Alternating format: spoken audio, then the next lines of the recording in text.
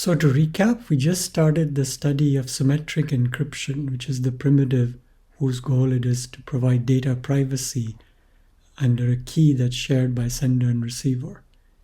And we gave what's called the syntax, saying that a scheme of that type is described by 3 algorithms.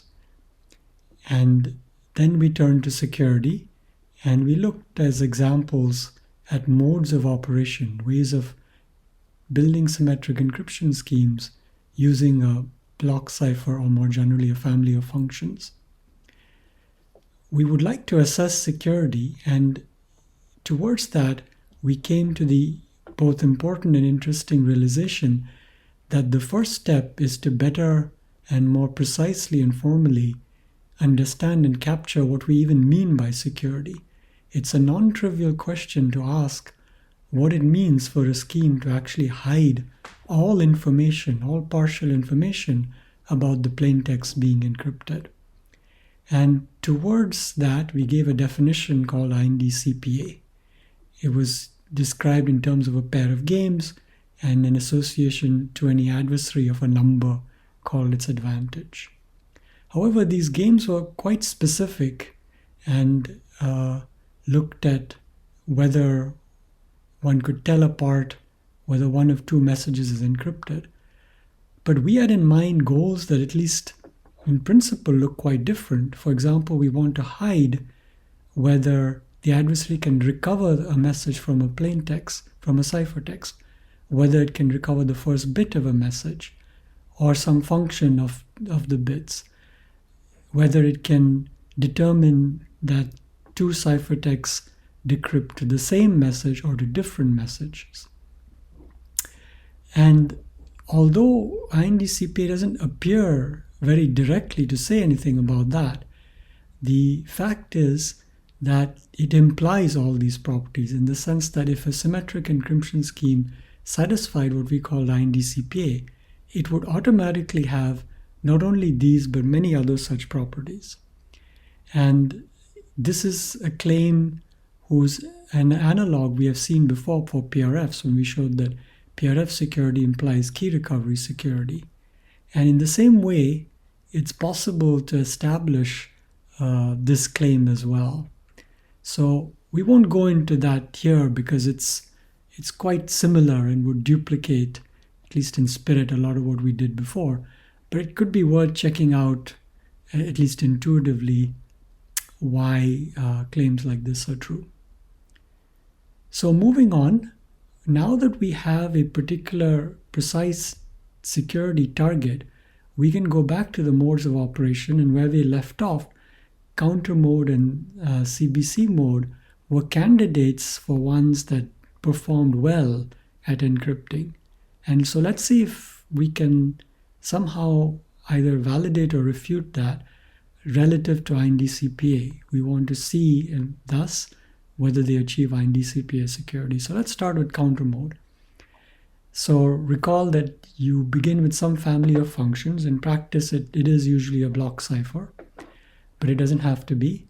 And counter mode is the particular encryption scheme in which you encrypt and decrypt according to the way we described earlier.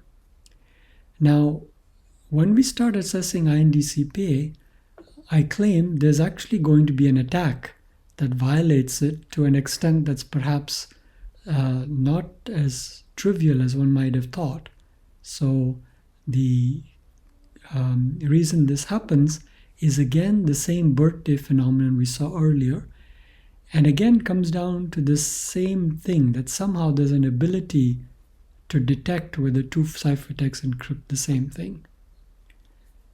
Looking ahead, we'll see that this attack, although non-trivial and doing better than brute force search for the key, isn't going to be devastating as long as block ciphers have large enough block lengths.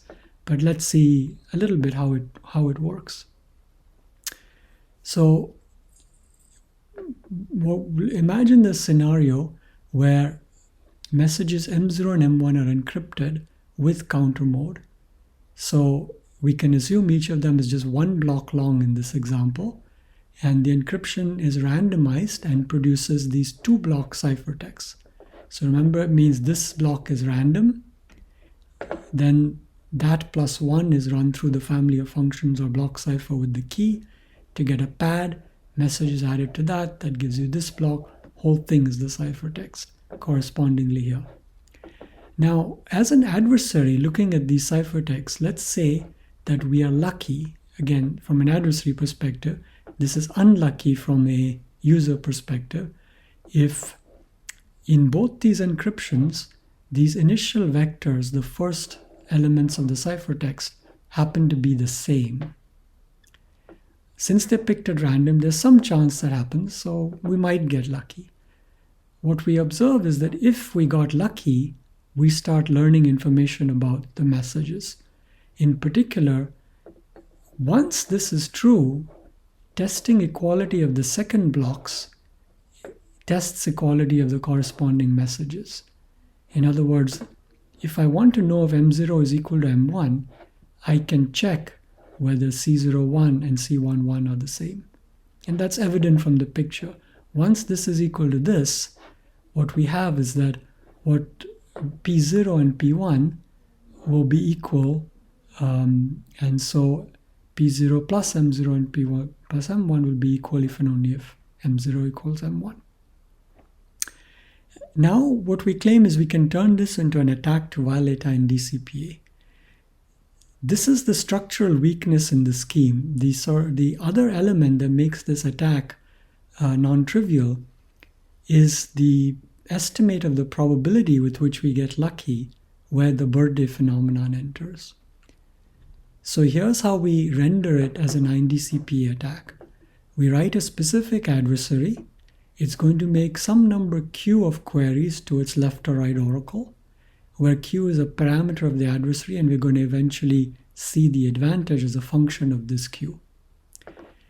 In this attack, I'm going to use this notation, I with the bracket around it, as the integer I encoded as a string of L bits, where remember L is the output length of the family of functions. So what this adversary does is it calls the oracle. Remember, you have to call it on a pair of messages. And the first message is going to be an encoding of a counter. In other words, there are q queries, and the index of the query goes in here. The result is the left messages across the q queries are always different. They are the messages 1, 2, 3 up to q. The right message is always 0. It's fixed. Take your 2-block ciphertext. Now, let's see if we got lucky. What does that mean? It means that somewhere in this list of q ciphertexts, I can find 2 with the same first block. So I look for a pair j and t such that the 0th element of the jth and tth ciphertexts are the same. Potentially, there's none such, potentially one, potentially many. Let's let S be the set of all such pairs. If S is empty, we found no such coincidence, means we didn't get lucky, and we'll just return a 0. The good case is that we got lucky and there is at least one such J and T, the set is non-empty. I pick one arbitrarily, and now I mount the actual attack we saw on the last slide. I know that in this case, if I look at the next blocks of those same ciphertexts, whether they are not they're equal tells me whether or not the messages were equal. And that tells me which world I'm in, because I have picked the messages so that in the left world equality never happens and in the right world it happens. So depending on whether messages are equal or not, I can tell which world I'm in. Okay. So this is the description of our adversary. So that's just the description. Now we have to produce an analysis of its advantage. So here I've repeated the same adversary, nothing new, and here I've copied down the right game. So, however, in writing the left to right procedure, I specialized it so that you see the code for counter mode encryption. So it picks C0 at random, it makes P equal to family of functions under the key chosen here, applied to the first block plus 1, and it uses that as a pad for the message. The message is only one block, so this will do, and it's the right game, so it chooses the right message, and those are returned. We are interested in the probability that this game running with the adversary outputs a 1, which happens when it can find some pair J and T such that it's in the set, so it's a lucky pair. These two are equal, and also these two are equal. That's the condition to return 1. Now, what are these two things? Well, they're given by the game. The game has determined them in this manner, both times by encrypting the right message. So in this game, that means both times 0 was encrypted. So block 1 of the jth message is the pad plus 0. Block 1 of the tth message is the pad chosen at that encryption plus, which is all of this, plus the message. But since we were lucky, we know by assumption that these two are the same, and the result is that these two are also the same. Our conclusion, the adversary, this test will trigger and the adversary returns 1. That doesn't mean you always return 1, because this is only the case when you got lucky, when the set was non-empty. But whenever that happens, we do return 1. So the probability of returning 1 is the probability that the set is non-empty. How do we determine that probability? Well, here we have a birthday phenomenon. It's the probability that across Q creations of these first blocks, these initial vectors, 2 are the same. So these are strings of length n. N is the input length of the family of functions. And so we are throwing Q balls into 2 to the n bins. And we are winning when some 2 of them are the same. And so the probability of that is the collision probability corresponding to it.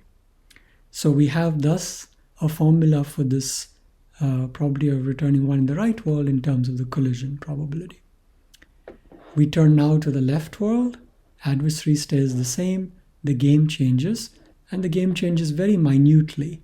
Just that here, instead of M1, our message is M0. We are again interested in the probability that the left game returns the bit 1. It happens under the same conditions. We had to get lucky, which means this set is non-empty, and these two things had to be equal. So assume we got lucky, and let's look at how these ciphertexts were computed.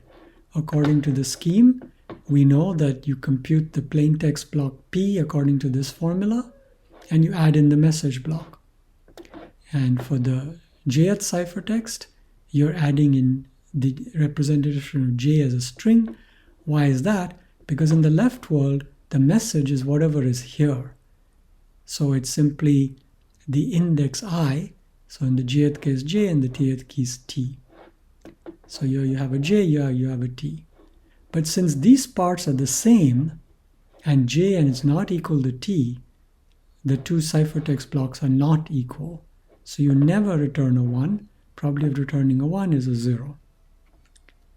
Okay, subtracting them, we get the advantage as the collision probability, collision of 2 to the n in Q.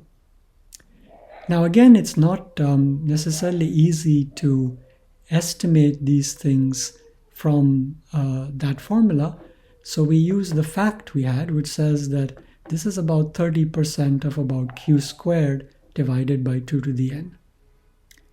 And now we have our conclusion.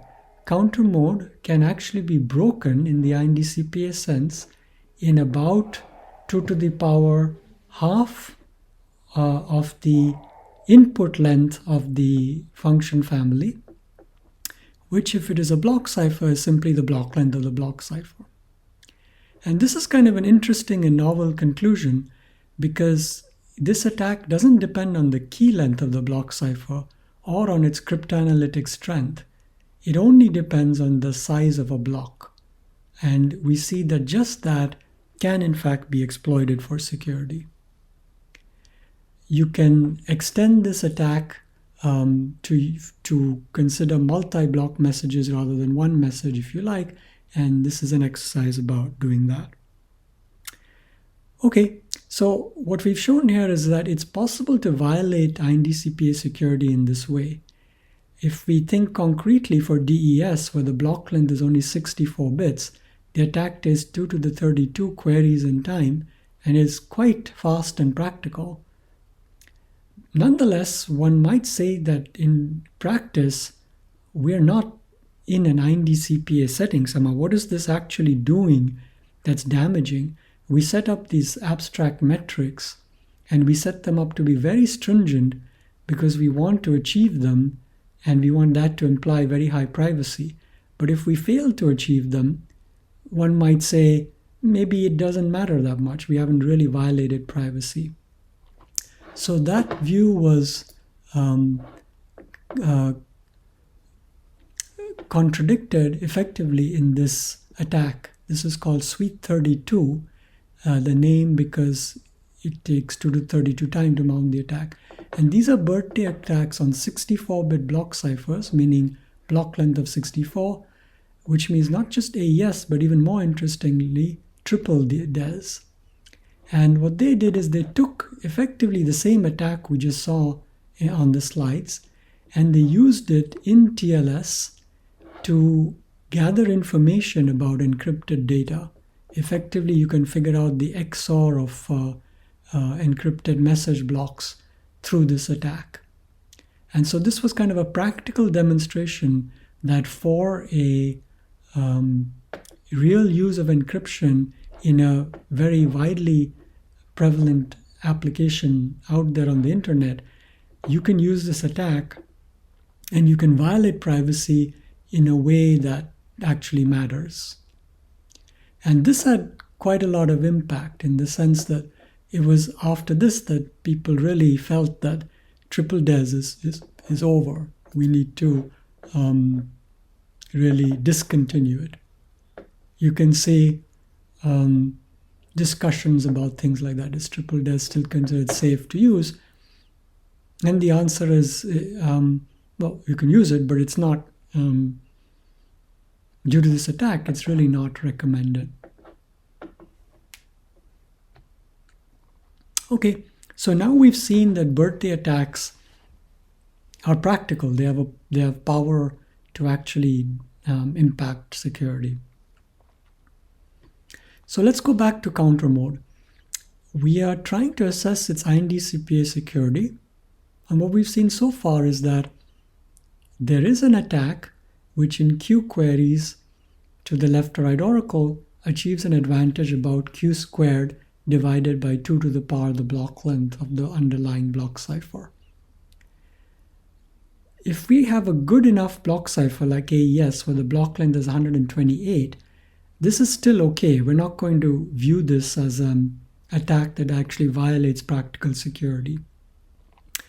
But given that we've already seen now that there are ways to make a dent in security through non-trivial attacks, one might wonder if it's going to get any worse than this. If it doesn't get worse, we're probably okay. But what if there's an even better attack? Something that achieves Q cubed over 2 to the n plus 1, or who knows what. And so now we get to this difficult question, which is, what do we do? We can keep looking for attacks, but have the experience from doing that is that we're not actually finding any. What is that telling us? And this is where we kind of switch perspectives to one in which we talk not just about absence of attacks as being security, but the ability to prove that. So our claim is that there actually is no better attack. And we can make that claim with some degree of mathematical confidence because it'll be based on some kind of proof. What we show is that the best attack that uses Q queries to the left or right oracle will have an advantage that we can upper bound. It's not going to be larger than something here. And this is again a novel type of conclusion because so far we've only seen how we lower bound advantages by giving specific attacks. Here we are saying no matter what the attack, it's not going to do better than this much. And what is this formula? It depends on the number of queries, and sigma is the total number of message blocks encrypted across all messages. If all the messages have the same length m, sigma is q times m, but in general message lengths vary, so we use the sigma parameter over here. A caveat about this is that it says short of breaking the block cipher. In other words, it kind of assumes that the block cipher itself is secure. This is kind of necessary because otherwise there are obviously going to be trivial attacks. Okay, so this is interesting. We can actually claim that security not only holds but is provable. Now, suppose that in this formula we had one block messages being considered. That would mean that sigma is the same as the number of queries q. At that point, if you look at this formula, it comes about something like q squared over 2 to the n, which is what the birthday attack achieved. And so you see that for one block messages, this is basically saying that this attack is best possible up to a constant, and that was our claim. The punchline from this is that with AES, which has a block length of 128, you can encrypt up to 2 to the 64 blocks safely. And that's the sort of the takeaway. Okay, so now we're going to not only look at the formal claim, but actually prove it. And this is our first kind of extensive proof of security and illustration of how games are used to do such proofs. So the theorem says, first start by letting E be some given family of functions. Could be AES, but it doesn't even have to be a block cipher. We can now associate to it the counter mode encryption scheme as we have defined. The theorem is about this specific scheme, not some other.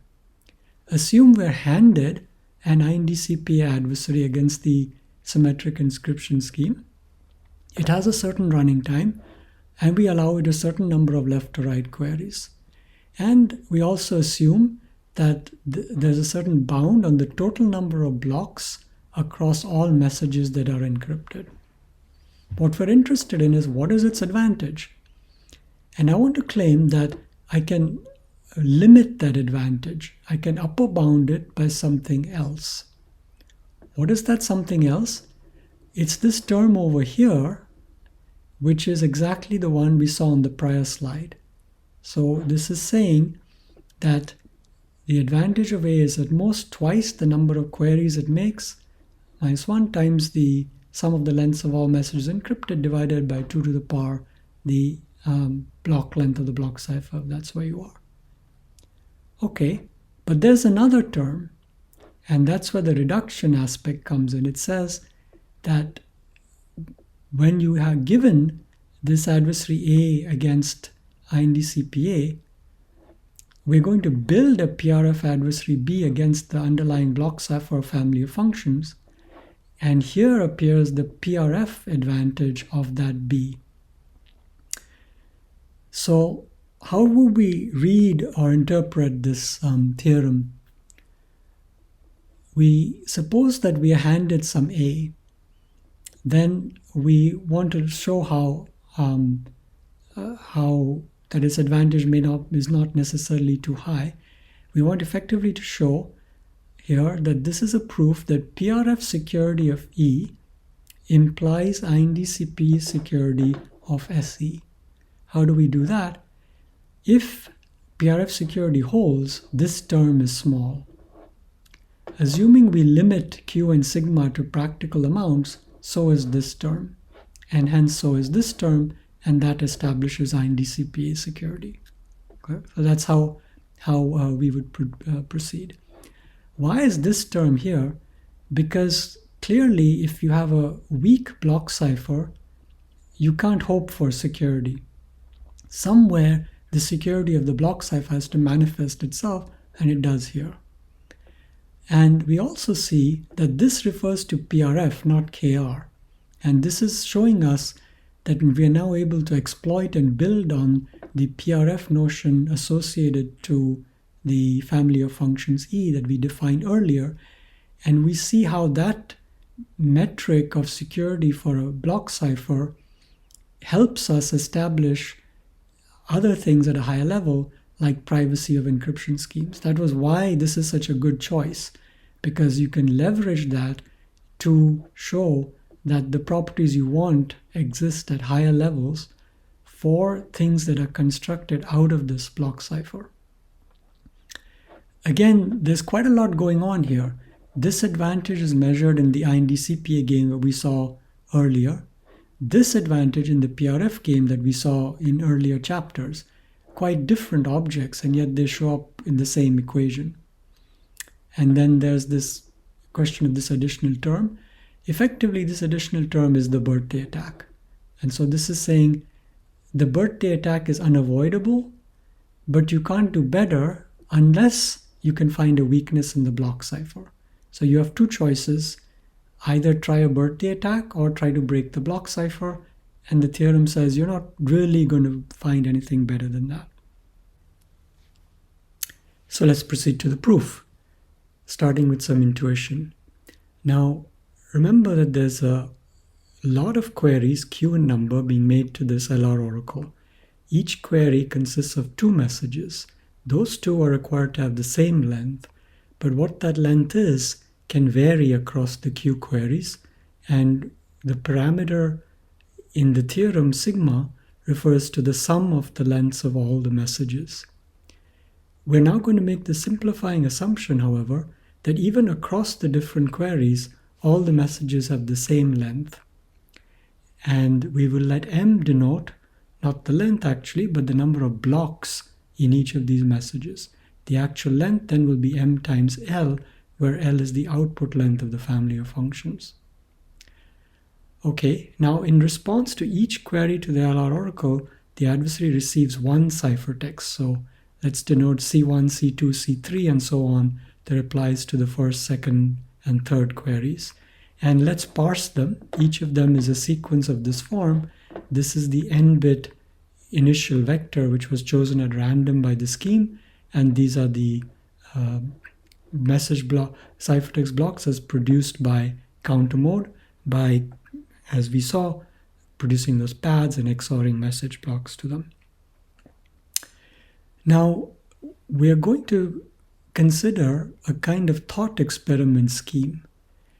Counter mode itself looks like this, where you pick C0 at random and then create these pads and add the message blocks to the outputs of the pads, where here we use E sub k, the family of functions with a specific key k that would also occur here as the key for the encryption scheme. I have replaced E sub k here with a random function, meaning a function chosen at random from the set of all functions with domain bits to the n and range bits to the l. Think of that function as the key. It's a ginormous key, but never mind, this is a thought experiment. And here that function is applied to this quantity, and that results in P sub I. The picture looks the same as before, except that instead of E sub k, we here have Fn to process these things over here. Now, although this is an impractical scheme, we can ask if it's IND-CPA secure, and as a thought experiment, we can analyze that and answer that question. And we will claim that we can give an absolute proof, meaning an unconditional proof, that it is secure, that our adversary will have a low probability of violating IND-CPA security, that probability in particular being that second term in the theorem statement.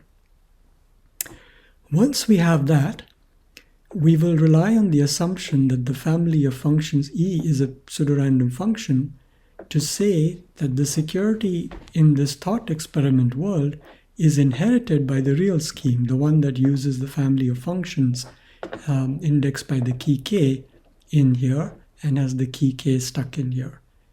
That is because effectively that's what PRF security means. It means that you can replace E sub k by a random function and things won't change much. So that's the plan we'll follow. So let's start by looking at the first part.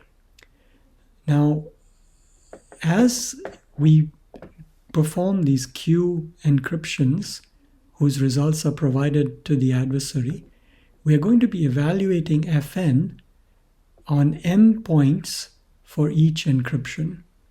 So when the first encryption query comes in, the game picks in the role of running counter mode this initial random starting point, and then it considers that plus 1 up to that plus m, and those go as inputs to Fn.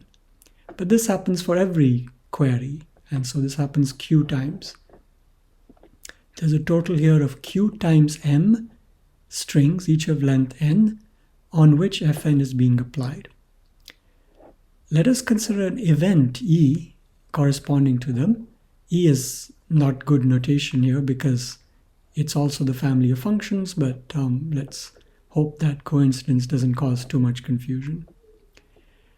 And that event is that all of these Q times m strings are distinct.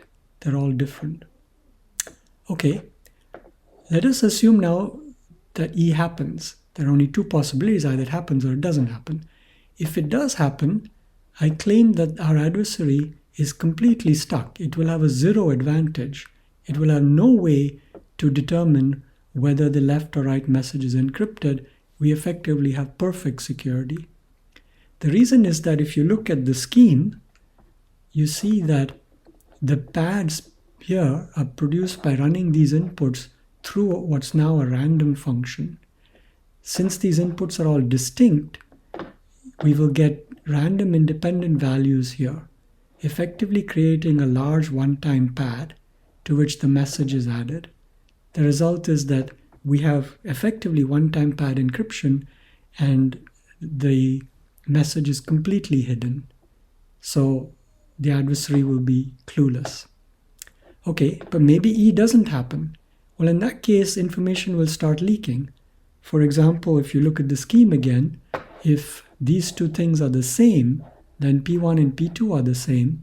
And now the adversary starts learning things about the relationship between M1 and M2, possibly. We don't want to get into that. What we're going to do is simply give up. In other words, whenever E doesn't happen,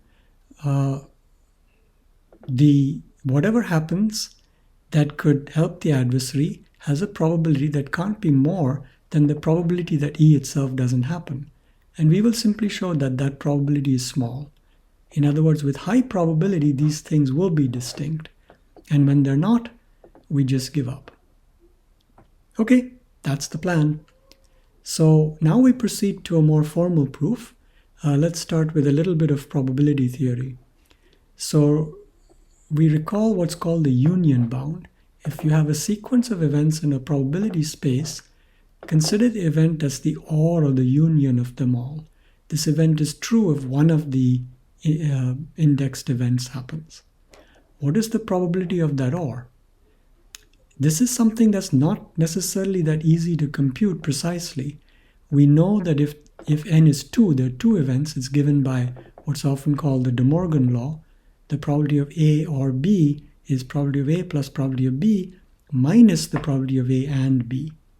That gets more and more complicated as you get more and more events and turns into what's called the inclusion-exclusion principle. Since those probabilities are hard to compute, what we use is an upper bound, and the upper bound is simple. It says this probability is at most the sum of the probabilities of the individual events. This describes the n equal to 2 case. This is the De Morgan's law formula. And here we see why the upper bound is true. It just drops this term, but since this term is negative, obviously the upper bound statement is true. Okay. Now, it turns out that the probabilistic analysis that comes at the core of the security of counter mode in that thought experiment game boils down to a probabilistic question that doesn't need encryption to be stated. So let's look at that question abstractly. It will be parameterized by 3 integers, n. Think of that as 2 to the power little n, where little n was the input length of the family of functions. Q, think of that as the number of queries, and M, the number of blocks in each message.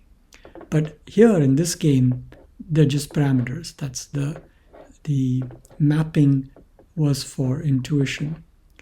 Recall that Zn is the numbers from 0 to n minus 1, and let plus denote addition modulo n. Now let's look at the following game. We have q iterations of the following loop. We pick a random number from Zn, and then we create what's called an interval.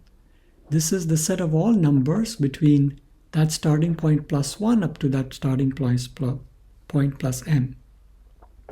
Again, if you want to map it back to what we were thinking, it's the points on which the fn function is being evaluated.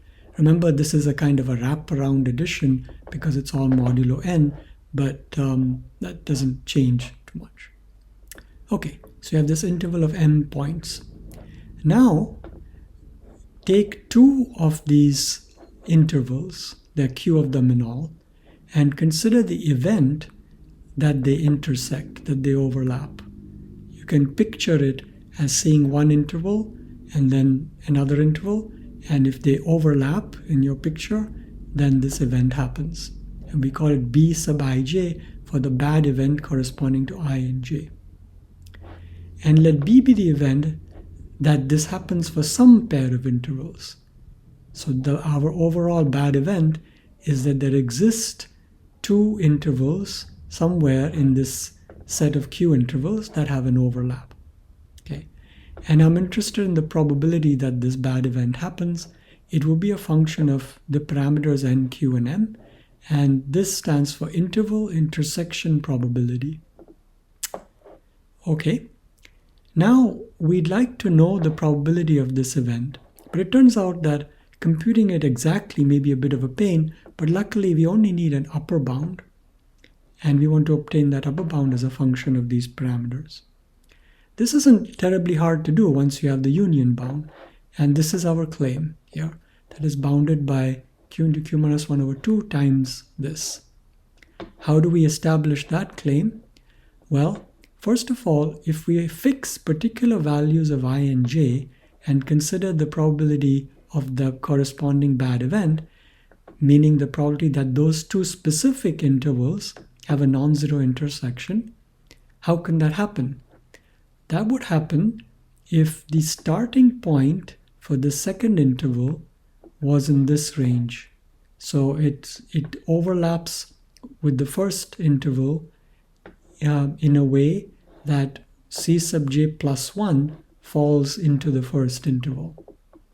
Okay, but that's one way it could happen. The other way is that it precedes the other interval, right? So I sub j could come before I sub I or after it, and this takes both those things into account. You may have to draw a little picture to verify what this means. Okay, but this probability we can easily compute because this set here has size 2m minus 1, and c sub j is drawn at random from Zn. So this is the probability that Cj lands in that set. Okay, now we know that what we are interested in for the interval intersection probability is that one of these b sub I j events happens. That was the overall bad event. The definition of pi is here. Again, maybe that would be hard to compute, but it's not hard to bound because we have the union bound. So we bound it by the sum of the properties of the individual events. We know the properties of the individual events from here, and here we just put the number of things in the sum. We summed over all distinct pairs I and j, and there are q choose 2 of them, and we remember that q choose 2 is this value here. Good, so we have a little probabilistic game and formula, and we're going to go forth with that.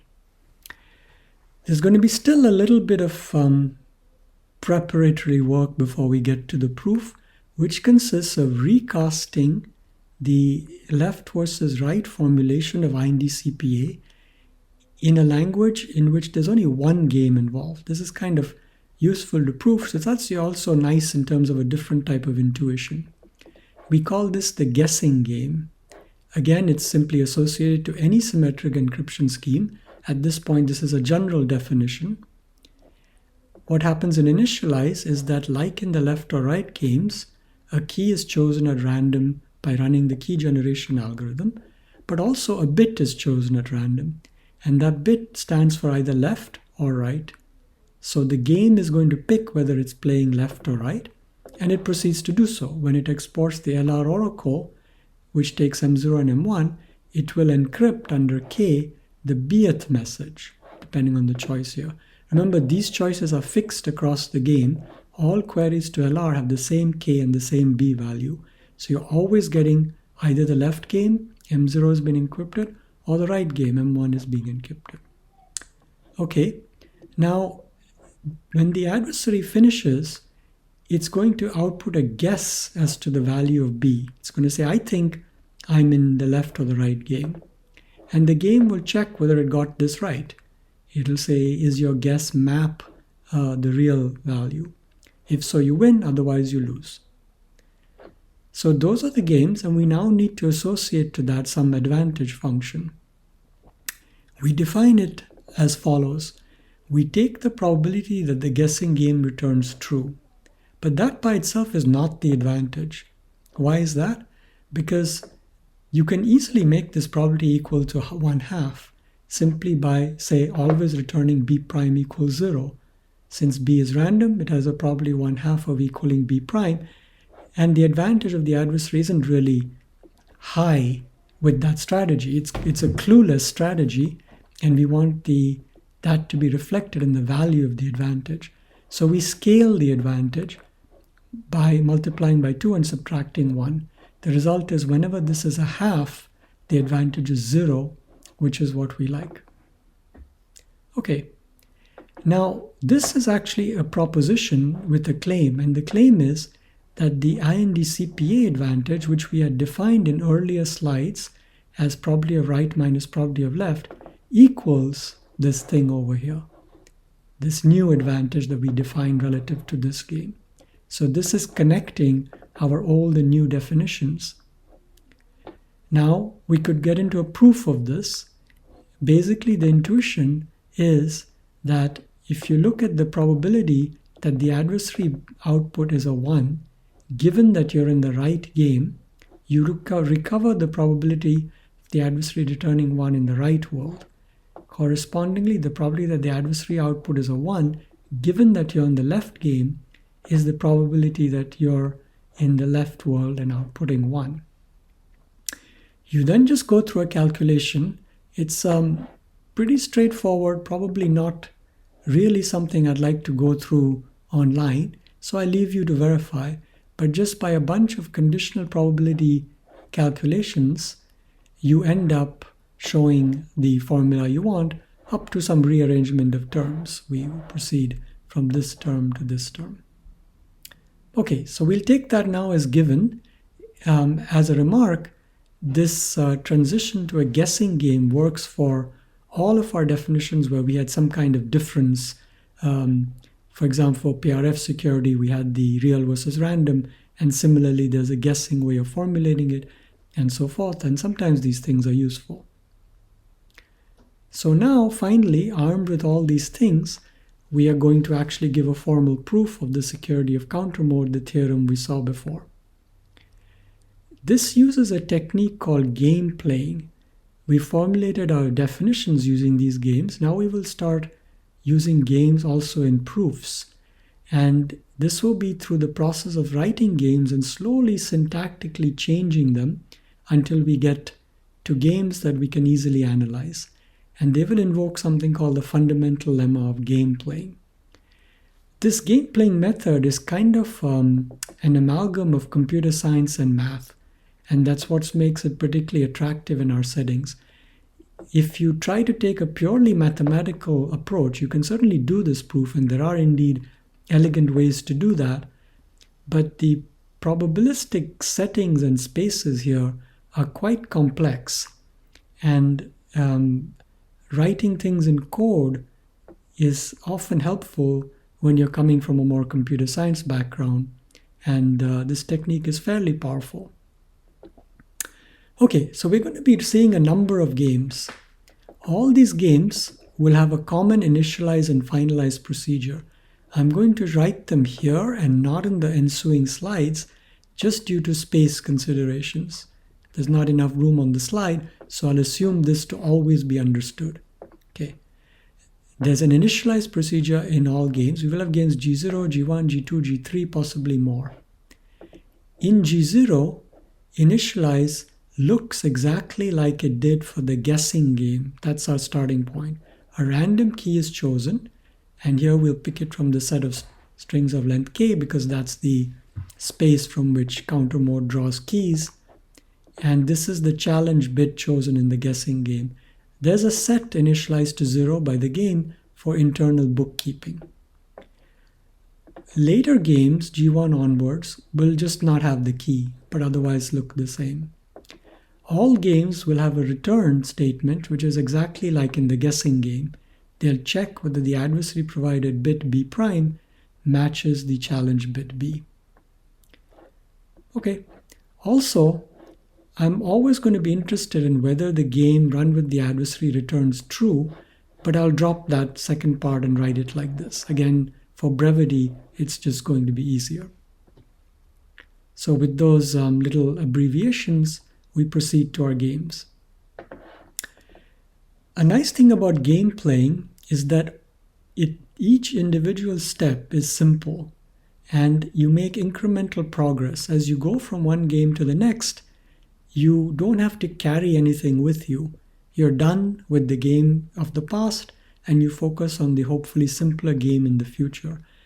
And I hope that you will appreciate and be able to do these proofs. There'll be some coming up in assignments. So we want to analyze how well our adversary does attacking the thought experiment counter mode, and we're going to start with the guessing game that captures that. So in the guessing game, there was an initialize, but that we already know from the last slide, and a finalize, and we know that from the last slide. So we're only interested in the left or right oracle and what it does. What we write here is simply counter mode. We know that it'll take the bth message and encrypt it with counter mode. So the bth message is indicated here, and the rest should be counter mode encryption. So nothing clever needs to be done here, except that I'm going to start reformulating things a little bit and detailing them. So of course, since it's counter mode, we start by picking an initial vector at random. And then for every block in the message, we need to create the plain text pad and then XOR that with the message. So we create a value P, which is C0 plus I, where I starts out at 1. So this is the first input to which the function family would be applied. Okay, and what we do in this step is we perform the required operation. We apply the function family with the key k.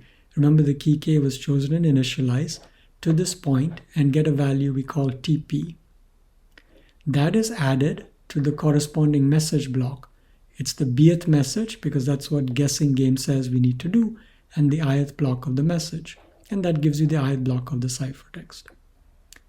Okay, so what's hopefully visible from that is that this code is simply correctly producing counter mode encryption, except it's written in a bit of a strange way. But in some sense, at this point, all of that strangeness is simply redundancy. For example, there's a set S in which you throw in these inputs to the fn function. They keep getting accumulated. Over here, if your point happens to be already in that set, then you don't do anything. It's only if you're not in the set S that you create this. But it makes no difference. Why is that? Because if it's already in the set S, T of P is already defined, and it already has the correct value, which is this. So you're going to do the right thing anyway. You're basically just saving one evaluation of the function family. So in other words, what you should convince yourself with regard to this game is the claim over here. This says that this is the guessing game, and hence by our prior lemma, the IND-CPA advantage of A is twice the probability this game returns true minus 1. Okay. So now let's say that we've succeeded in checking that statement, and we move on. We now consider a game in which we make only a small change, and this change occurs here. Instead of TP being the result of E sub k on P, we just pick a random value there. And the key k is now no longer used. This is how we transition to our thought experiment game. And due to that, initialized procedure never even picked it. Okay. Well, what can we say about this game? Well, not much. It's not something that arises in what A is really looking at. But we can reason about how close it is to the other game. Syntactically very close. There's only this one minor change. There's a few things one might observe. One is that, remember we argued here that this test makes no difference. Not true anymore. These things are being chosen at random. So if I have this test, so when P is not an S, I pick at random, then that's fine. If P is an S, if I again pick at random, I would get a different value than the previous time. So what this line is now doing is it's saying, if T of P is already defined due to P being an S, don't pick a new random value, use the old one. And it's enforcing that. Looking ahead, what's the intuition? That's how you get a random function. A random function is consistent. When you twice query it on the same input, you get the same output. Okay, we have this game G1. Now, I don't at the moment want to say anything about G1 in isolation. I want to look at its relationship to G0. So I consider this equation. I can write the probability of G0. Again, this is the probability that when A is run with G0, the outcome is true, as that probability for G1 plus this difference. That's a tautology. I've just added the G1 term and subtracted it here. But now I'm going to claim that this difference is small, and hence I can focus on this. How do I claim the difference is small? By exploiting PRF security. Intuitively, this is replacing the family of functions under K with a random function. And PRF security says that's okay. Formally, I will have to construct an adversary B whose PRF advantage is at least this difference. So I have to look again, how do I define the PRF game? And in that game, I have to design an adversary B with this property.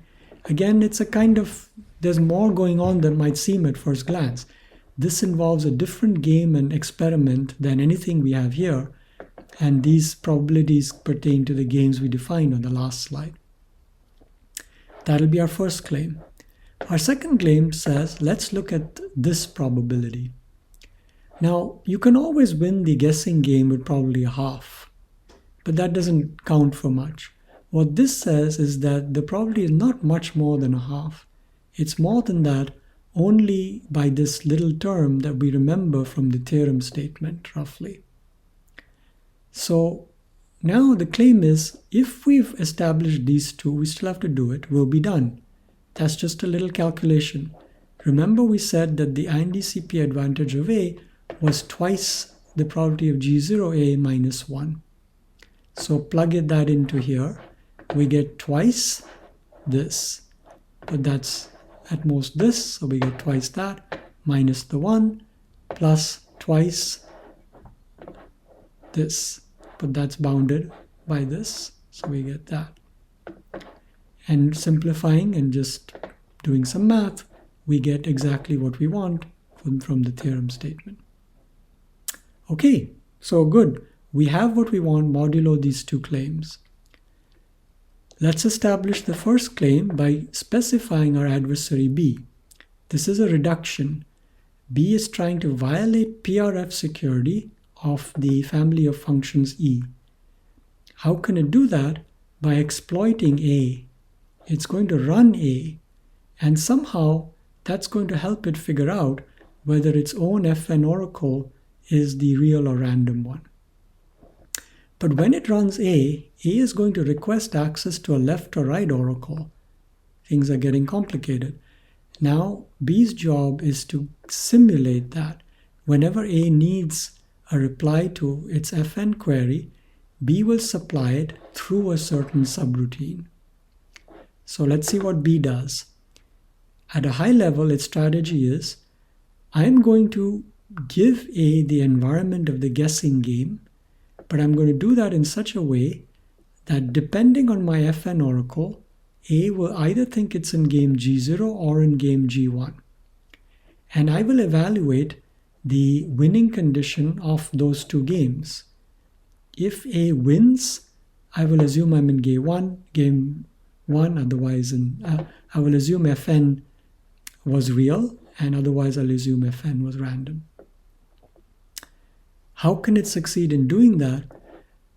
By replying to these LR queries in such a way that the ciphertext that A sees indeed are either those from G0 or those from G1.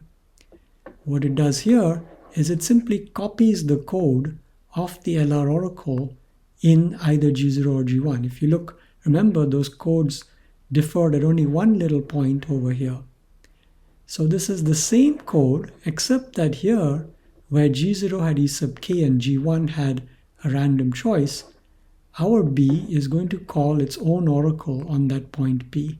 Remember, it has access to an Fn oracle, and it calls that. Now, if you look at things at a high level, here's why they work out. Suppose B is in its real game. What is Fn?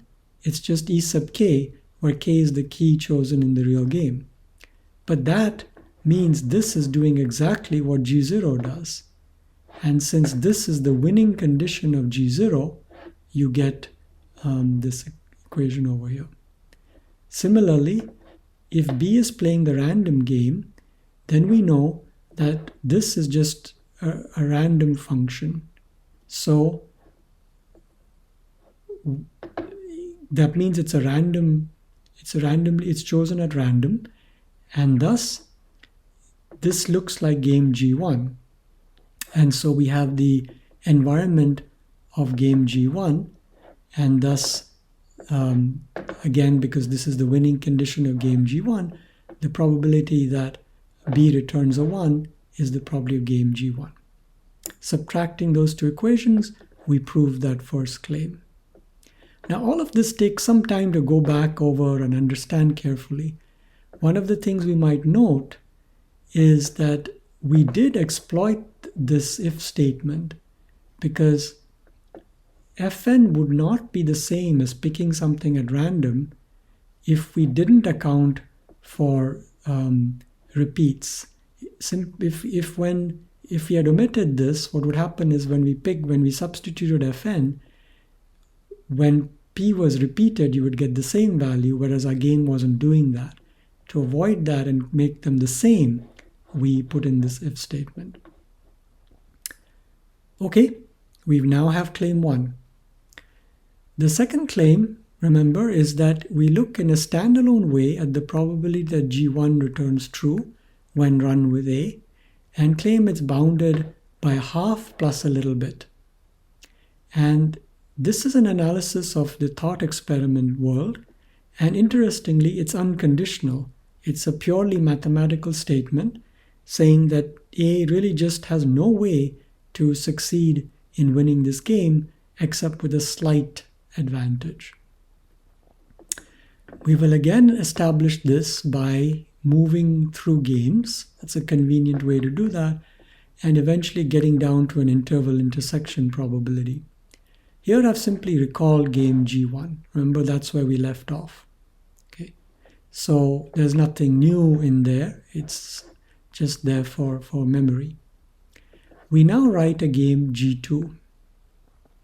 What does this do? It looks the same as G1 up to a point. Now, let's say we're here. it computes this P in the same way that G1 did. What G1 does next is compute T of P by picking it at random and adding it to this to get the ciphertext block. This game says, let's do it backwards. I'll start by picking C sub I itself at random, and then I will define T of P instead as C plus this. Okay. Why does it want to do that? Because what's going back to the adversary now looks like random stuff, and that will render the adversary clueless. So that's our intent moving forward. However, there's a bit of a problem. If you just pick this at random, you will not really be consistent with the game over here in every case, because you have to think also about what happens when P belongs to S versus when it doesn't. So what we need is that this T of P value is unchanged when P does belong to S. The way we do that is as follows. We do pick C sub I at random. But if P belongs to S, we say, oh, we made a mistake. Let's fix it. We fix it by redefining Ci. How can we do that? Well, T of P is already defined, so we know what it should be, and we can just use the equation over here to redefine it. This box here and here means game G2 includes this code. The statement is in there. And given what we just argued, we're going to proceed as follows. We're going to claim right now that the probability that G1 returns true and G2 returns true are identical. Although we've syntactically modified the game in a kind of weird way, we haven't changed its semantics. A cannot tell the difference. It doesn't know which game is played because what it gets back is identically distributed in the two games. Okay. Now, this game also introduced something else. Whenever P does belong to the set S, it sets a flag called bad. It says, oh, I think I don't like this. It doesn't really matter when you have the box code. That code is executed and this claim is true. This claim would be true even if we omitted that flag. It's not being used in any way. But we now move to another game, G3, and that does something syntactically quite simple. It just drops this box code. So it's syntactically very similar to G2. They differ only by what follows this bad flag. In one case, this code is present, and the other case, it's absent. Okay. So, of course, we will have to reason about that. But for the moment, what I note is I can write now the probability that G2 returns true as the probability that G3 does plus this difference. That, of course, is a tautology. You add this here, you subtract this here. So that's not a clever step. What it does for us, it says we can now look separately at this and at this. We could try to provide a little more intuition. Why are we doing something like this? The intuition is that in G3, these CIs are just random. That's a very nice position to be in for us as an analyst and very bad for the adversary because it can't win. And this, in terms of our earlier intuition, goes back to that event E about the distinctness of the points on which the function was being evaluated. Okay, we now have these two terms to deal with, so let's look at them one by one. First, let's consider the probability that game G3 returns true and claim that it's always exactly a half. That's the same as saying the adversary has no advantage. This is easy to see because looking at what's returned to the adversary, we see that it's C0 and then C1 through Cm, but these are just picked at random. So they're completely uncorrelated to this bit B. And if the information it gets back is uncorrelated to B, the chance that its output bit B equals B is at most a half. And that's all there is to it. But it's a significant step. That's kind of the heart of why things work. Now, in order to complete the proof by showing that G2 and G3 are close to each other, we need a little fact, a general fact about game playing, which is called the Fundamental Lemma. This lemma applies to any games that are what are called identical until bad. And that is true if the code of these games differs only in statements following the setting of a flag bad to true. So these games will use somewhere in them a Boolean flag called bad. And whenever we see a difference in the two games, it only is statements that follow a statement of the form bad gets true. Examples of these games are exactly G2 and G3, and we wrote them to make that very visible. Over here, you see that bad is set to true, and then this statement is either present or absent. So clearly these two games are identical until bad. Now, intuitively, what that means is that as long as you don't set bad to true, these games function identically, and the adversary can't tell the difference. So the probability that the first game, when run with A, returns something, minus the probability that the second game run with A returns something, is at most the probability that one of the games sets bad, meaning that the execution of this game with A results in bad being set to true. So that is an event in game HA, and it has some probability. And we are looking at that probability over here. Okay. So this says these two probabilities, which are kind of the things of interest to us, are close. They're not too far apart. The difference is at most the chance that one of the games sets bad. A few remarks: these bars denote absolute value. So that means you can see this as either this minus this or the other way around. It wouldn't make a difference. And also, G and H become interchangeable. I can write G here instead of H, and it wouldn't make any difference either. We're not going to give a formal proof of this lemma, but it's fairly intuitive to imagine that something like that is true. Now, however, we're going to use it. We start again by simply recalling our G2 and G3 games and noting that they are identical until bad. So here I've simply replicated the code. You see the setting of bad to true, and you see that in G2 this code is present, and in G3 it's not. So that means that they differ only in this place, and so they're identical until bad. So the fundamental lemma now allows us to bound exactly what we're interested in, the difference in the probabilities that the two games return true. And we bound it by the probability that one of them sets bad. I could choose whichever one I want here. It's more convenient to use G3 because this not being there makes things a little simpler. Okay, we have our last step. We want to show that the probability that G3 sets bad is small. So let's look at G3 and see how and where it sets bad. Well, it's picking the C0 at random, and the P's it is creating are the points on which Fn is evaluated, which are C0 plus 1, C0 plus 2, up to C0 plus m. And what does it mean that P belongs to S? Well, S is simply accumulating all the prior P values. So this happens exactly when the P values repeat somewhere. Okay, so now we ask ourselves, what is the probability of that happening? Well, you have all these segments of values, a q different contiguous segments, each of length m. And repetition means two of these segments have something in common. That allows us to make a connection.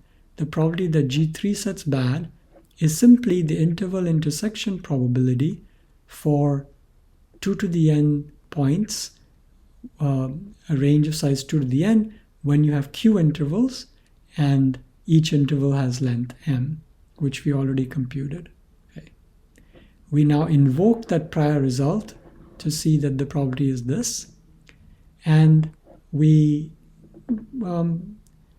approximate it a little bit more in the way shown over here.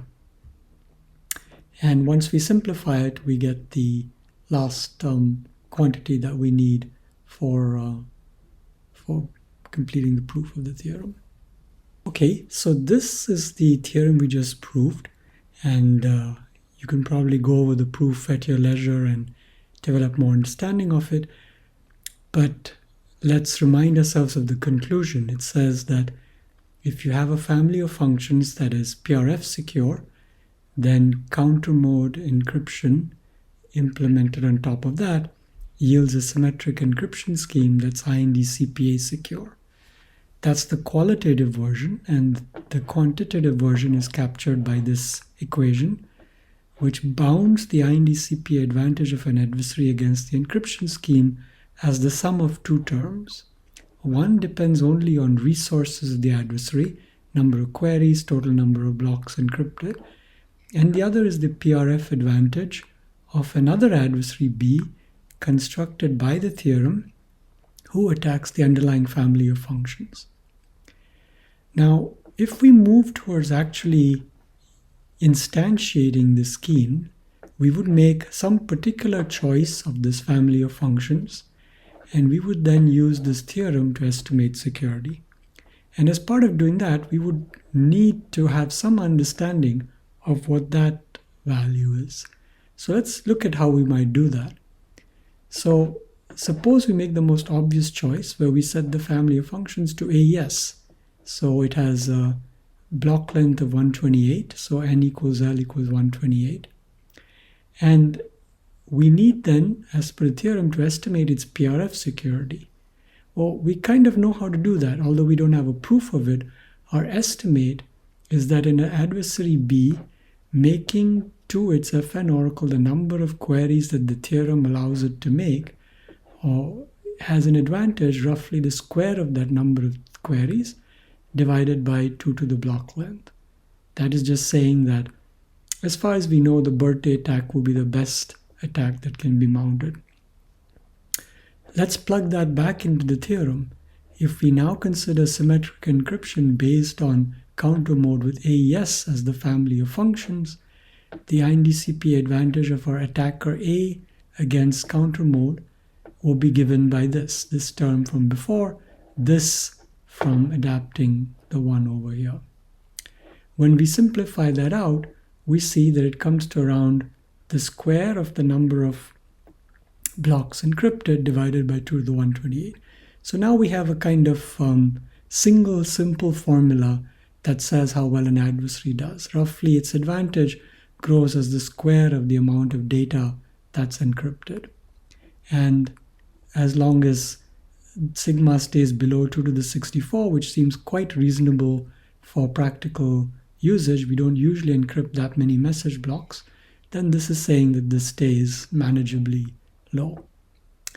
So this shows us how we can use the theorem to make conclusions. But an interesting element that emerges is that what if we don't use AES, but something that's kind of better? In what way might it be better?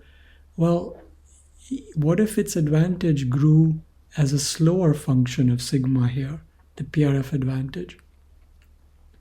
There are constructions like that. Consider the following family of functions. It has a 256-bit key and a 128-bit input and output length. And it breaks its key into two parts, each 128 bits long. And when you give it an input X, it evaluates AES on X under the two keys separately and XORs the results together. This family of functions is definitely not a block cipher. It's not invertible. If you get this output, even if you know the key, you can't uniquely recover X. There will be collisions where different values of X give you the same output. But as a PRF, it turns out to be better than AES. There is some sense in which one can show that if you'd consider an adversary making some number sigma of queries to the FN oracle in the PRF game, the PRF advantage of that adversary will be only linearly increasing in sigma, the number of queries, but still inversely in 2 to the 128. And I believe here these arguments have been swapped. So this E and B should have different positions. Okay, can we exploit that? Well, let's plug that into our theorem for counter mode. So the theorem now says that when you consider counter mode with this E, the advantage of our adversary A against counter mode attacking IND-CPA will be given by this. This term is unchanged from before and unavoidable, but this term got moved over here. Simplifying that, we see a formula where the product Q sigma replaces what used to be sigma square. But this is actually quite an improvement. So Q times sigma, as long as the message lengths are quite large, say all messages are the same length m, is less than sigma squared.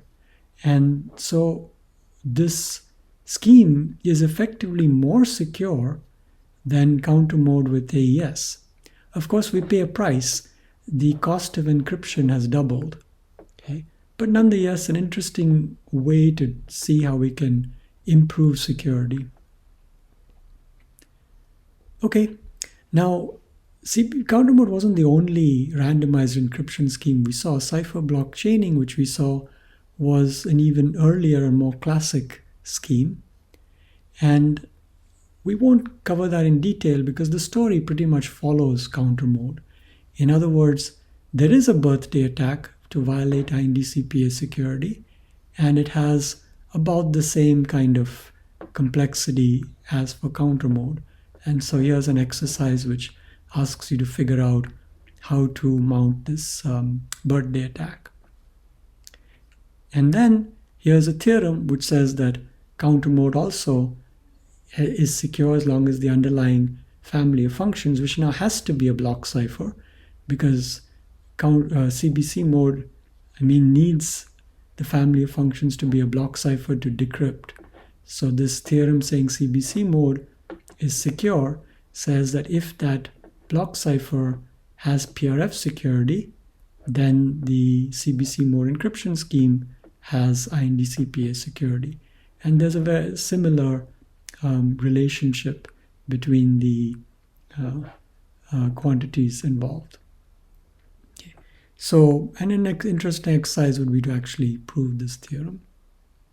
So we end with another type of exercise, just one which is more kind of conversational and high level, which asks you to go beyond the math we've seen and reinterpret the results in more qualitative and intuitive ways, in such a way that you can explain what these technical things mean and why they're impactful to someone who may not be an expert in cryptography. And this final exercise is about developing a variant of the encryption schemes we've seen with some novel properties.